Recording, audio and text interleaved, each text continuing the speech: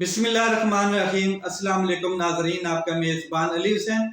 Sky news کے ساتھ ایک بار پھر سے حاضر ہوں۔ چیف جسٹس عامر فاروق، اسلام آباد ہائی کورٹ، میری عدالت میری مرضی۔ جو بھی کیس آتا ہے اس کو میں یا زیر التوا رکھوں یا اس کا فیصلہ محفوظ کر لوں، میری عدالت ہے تو اس عدالت میں جو کچھ ہوگا میری مرضی سے ہوگا۔ اور جتنے بھی آج تک عمران خان صاحب کے کیسز اس عدالت میں لگے ہیں، خاص کر کے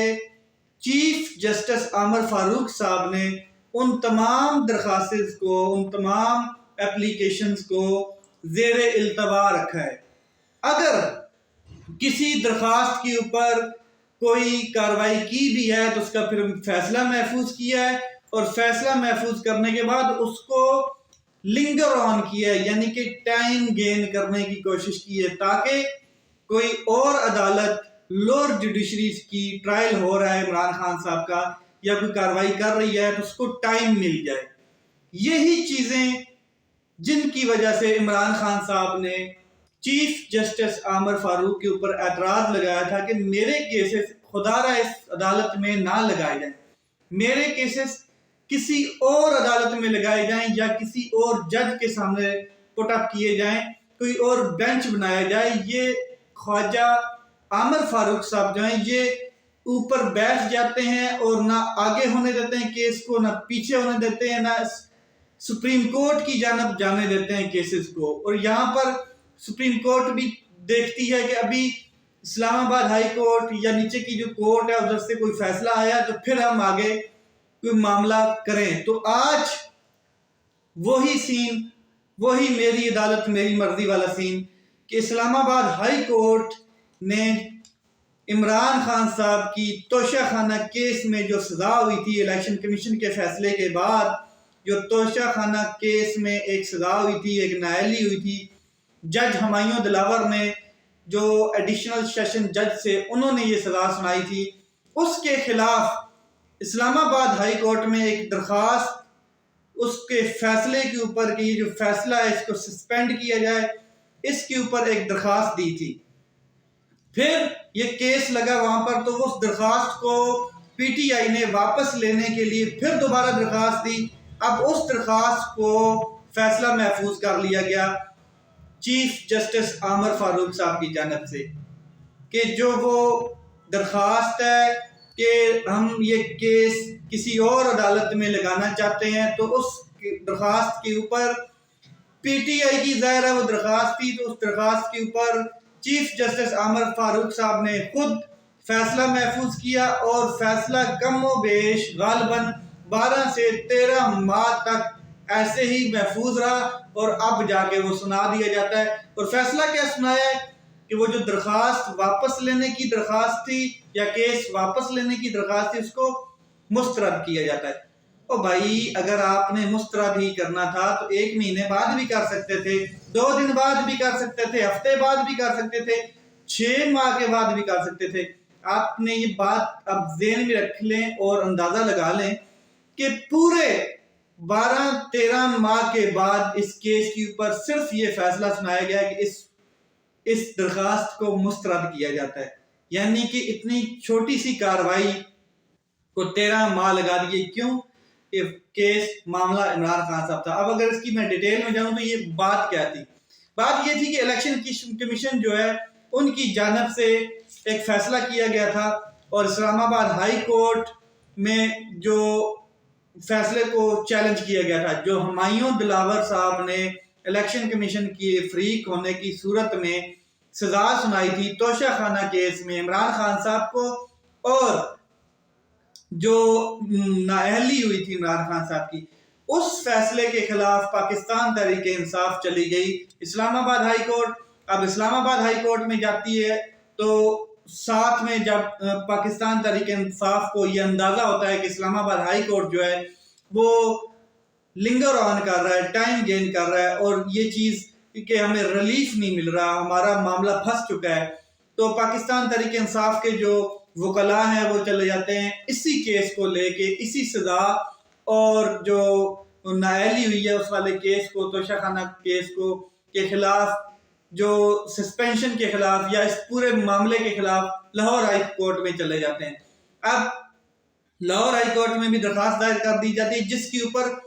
فل بینچ بنا دیا جاتا ہے لاہور ہائی کورٹ کی جانب سے، اور اس کے اوپر وہ کارروائی شروع کر دیتا ہے۔ وہاں پر کارروائی کے دوران یہ ایشو سامنے آتا ہے اور یہ بات سامنے آتی ہے کہ جی یہی سیم کیس، یہی سیم اپلیکیشن اسلام آباد ہائی کورٹ میں دائر ہے اور وہاں پر بھی یہ کیس چل رہا ہے۔ تو جو لاہور ہائی کورٹ ہے فل بینچ، وہ یہ کہتا ہے کہ آپ یہ جو درخواست ہے یہ دو جگہ پہ لگائے بیٹھے ہیں، ایک جگہ پہ کیس دائر کریں، دوسری جگہ سے اس کو وڈرا کرا لیں۔ اب پاکستان تحریک انصاف یہ دیکھتی ہے کہ یہاں پر لاہور میں فل کورٹ بن چکا ہے، اس کے اوپر کارروائی کر رہا ہے، اور دوسرا ہمیں اسلام آباد ہائی کورٹ سے کوئی ریلیف کی توقع بھی نہیں ہے۔ تو پاکستان تحریک انصاف کے وکلاء اسلام آباد ہائی کورٹ میں درخواست جمع کرا دیتے ہیں کہ جو ہم نے وہ فیصلہ، توشہ خانہ کا فیصلہ، اس کو سسپینشن کے لیے اس کے خلاف جو درخواست دی ہے یا جو کیس دائر کیا ہے، اس کے اوپر ہم درخواست دیتے ہیں کہ وہ ہم واپس لے رہے ہیں، کہ یہ اب کیس یہاں پر نہیں لاہور ہائی کورٹ میں چلے گا۔ تو اس کے اوپر پھر فیصلہ محفوظ کر دیا جاتا ہے chief justice of Pakistan, chief justice high court Islamabad کی جانب سے، عامر فاروق صاحب کی جانب سے، اور وہ فیصلہ محفوظ کیا جاتا ہے 11 ماہ پہلے۔ اب 12-13 ماہ گزر گئے ہیں، اب فیصلہ سنایا جاتا ہے کہ وہ درخواست مسترد کر دی جاتی ہے، یعنی کہ میری عدالت، میری مرضی، میں کیس سنوں گا، چاہے اس کو زیر التوا رکھوں، چاہے اس کے اوپر فیصلہ محفوظ کر کے 12 مہینے کے بعد سناؤں، چاہے میری مرضی 2 سال کے بعد سناؤں، یہ میری عدالت ہے۔ اور جو عمران خان صاحب کے جتنے بھی معاملات ہیں وہ بدقسمتی سے کہہ لیں یا ان کی قسمت میں کوئی خلل ہے کہ وہ لگتے ہی اسلام آباد ہائی کورٹ میں، اور چیف جسٹس عامر فاروق صاحب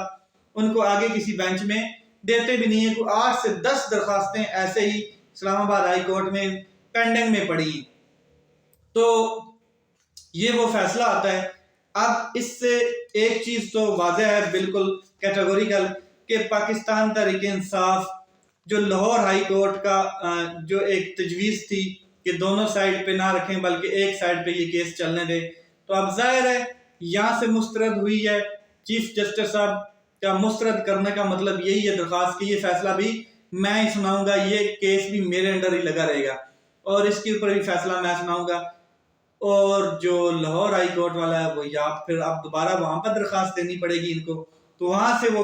کیس وڈرا کرانا پڑے گا، حالانکہ وہاں پہ فل بینچ اس کی سماعت کر رہا ہے۔ اب ایک چیز تو اس سے بڑی واضح ہے کہ جو بینیفیشری ہیں ان فیصلوں کے، وہ نون لیگ ہے، وہ طاقتور قوتیں ہیں، وہ قوتیں ہیں جو عمران خان صاحب کو ناک آؤٹ کرنا چاہتی ہیں، وہ لوگ ہیں جو عمران خان صاحب کو الیکشن سے دور رکھنا چاہتے ہیں، وہ لوگ ہیں جو عمران خان صاحب کو وزیر اعظم نہیں بننا دینا چاہتے اور عمران خان صاحب کو سزائیں سنانا چاہتے ہیں۔ تو اب آپ کے سامنے اب میں اس کے اوپر کیا کہوں۔ اس کے علاوہ اگر بات کریں تو جو ہمایوں دلاور کا فیصلہ تھا اور اس میں اتنے تضاد نظر آ رہے تھے اور اعتراضات تھے جو ہائی کورٹ نے سسپینڈ کیا۔ پھر سائفر کیس دیکھ لیں تو سائفر کیس میں بھی اگر آپ دیکھیں تو ایک بار کی ساری کارروائی سسپینڈ کی گئی ہے ڈویژن بینچ کی جانب سے۔ تو لوور جوڈیشری کے ایسے ججز عمران خان صاحب کے کیسز سن رہے ہیں جن کو بعد میں اتنے اعتراضات ہوتے ہیں کہ ہائی کورٹ خود دیکھ کے کہتا ہے کہ یار حق نہیں دیا گیا، جو گواہان کا حق ہے وہ نہیں دیا گیا، جو ٹائم ہے وہ نہیں سیٹ کیا گیا، جو رول اینڈ ریگولیشنز ہیں ان کے اوپر یہ فیصلہ نہیں آیا، پروسیڈنگ صحیح نہیں چلنی، یہ ساری چیزیں دیکھ کے وہ جو بینچ ہے وہ سسپینڈ کر دیتا ہے۔ لیکن اس سارے عمل میں ایک چیز بڑی اہم ہے کہ ٹائم گین کیا جا رہا ہے، لنگر آن کیا جا رہا ہے کہ عمران خان صاحب الیکشن میں حصہ نہ لے سکیں۔ وہ تو ویسے بھی اب نہیں لے پائیں گے کیونکہ انہوں نے چیئرمین گور علی خان صاحب کو بنا دیا ہے۔ اب آتے ہیں دوسری طرف تو بلے کا نشان خطرے میں ہے۔ بلے کا نشان خطرے میں کیوں ہے؟ اکبر ایس بابر صاحب جو ہیں وہ پاکستان تحریک انصاف کے ایک ورکر تھے، ایک نمائندے تھے، جن کو 11-12 سال پہلے Pakistan Tehreek Insaf show cause notice کے ذریعے ناک آؤٹ کر دیتی ہے، پارٹی سے باہر نکال دیتی ہے۔ اب بابر ایس جو کیا کہتے ہیں اکبر ایس بابر ہیں، وہ جیسے ہی یہ انٹرا پارٹی الیکشن کا ماحول بنتا ہے الیکشن کمیشن کی باریک واردات کے بعد، تو وہ آن دا سپاٹ پہنچ جاتے ہیں اور اپنی ایک پریس کانفرنس کر دیتے ہیں۔ اچھا، اکبر ایس بابر صاحب جو ہیں وہ نہ تو 9 مئی کے واقعات میں عمران خان صاحب کے ساتھ نظر آئے، یا جیسے 9 مئی کو عمران خان صاحب کو اٹھایا گیا تو نہ ہی جوڈیشل کمپلیکس میں جب عمران خان صاحب پیشیاں بھگت رہے تھے تب نظر آئے، نہ ہی دھرنوں میں نظر آئے، نہ ہی جلسوں میں نظر آئے، نہ ہی پارٹی کی کسی اور سیٹ اپ میں نظر آئے، نہ ہی جب پارٹی 25 مئی کو رگڑی جا رہی تھی اور جو ایک لانگ مارچ تھا اس میں نظر آئے، نہ ہی وزیرآباد جلسے میں نظر آئے، نہ ہی عمران خان صاحب کو جب گولیاں لگی تب نظر آئے۔ بڑے سے ایسے موقع ہیں جب بابر صاحب نہیں نظر آئے، اکبر ایس بابر صاحب، تو آج جب انہیں نظر آیا کہ بلے کا نشان بڑا اہم ہو چکا ہے پاکستان تحریک انصاف کے لیے، تو اس کے اوپر الیکشن کمیشن اور باقی پارٹیز اور یہ دیکھ رہی ہیں کہ اگر بلے کا نشان بیلٹ پیپر سے ختم ہو جاتا ہے تو ہم کامیاب ہو سکتے ہیں اور عمران خان صاحب ناک آؤٹ ہو سکتے ہیں، تو ان کو لانچ کیا گیا ہے، یہ لانچ ہو جاتے ہیں اچانک، اور یہ جناب اب پاکستان تحریک انصاف کے بڑے حقیقی ورکر کی صورت میں اور نظریاتی ورکر کی صورت میں، نظریاتی نمائندے کی صورت میں آگے پریس کانفرنس کرتے ہیں، اور اب جب انٹرا پارٹی الیکشن ہو چکے ہیں تب جا کے اس کو چیلنج کر دیتے ہیں، الیکشن کمیشن میں اپلیکیشن دے دیتے ہیں، کیس فائل کر دیتے ہیں کہ عمران خان صاحب کو بلے کا نشان تب تک نہ دیا جائے جب تک صاف اور شفاف انٹرا پارٹی الیکشن نہ کروائے جائیں۔ بھائی آپ کون ہیں؟ آپ کو تو پاکستان تحریک انصاف نکال چکی ہے، تو پھر آپ کو کیا مسئلہ ہے؟ آپ پاکستان تحریک انصاف جانے، ان کے کام جانے، وہ ان کا اندرونی معاملہ ہے، لیکن نہیں، کہیں سے آرڈر، کہیں سے حکم، کہیں سے لانچ کیا گیا، تو وہ آپ جو ڈیوٹی ہے وہ تو پوری کرنی ہے۔ لیکن اس چیز سے کوئی فرق نہیں پڑے گا، عمران خان صاحب کی مقبولیت جو ہے وہ وہاں پر ہی ہے جہاں پر پہلے ہر قسم کی لانچمنٹ کر کے دیکھ لی، کتابیں لکھ کے دیکھ لی، اور عورتوں کو بھی میڈیا کی زینت بنا کے دیکھ لیا گیا، چاہے عائشہ گل علیہ ہے چاہے کوئی اور ہے، تو بڑے بڑے کھلواڑ کر کے دیکھ لیے، بڑی بڑی پریس کانفرنسیں کر کے دیکھ لی، پارٹی توڑ کے دیکھ لی، نمائندوں کو اٹھا کے دیکھ لیا، 9 مئی جیسے واقعات ہو گئے، پھر بھی سب کچھ دیکھ لیا، لیکن عمران خان صاحب کی مقبولیت وہاں پر ہی ہے جہاں پر پہلے عروج پہ تھی۔ لیٹس سی کہ یہ معاملات کہاں تک جاتے ہیں،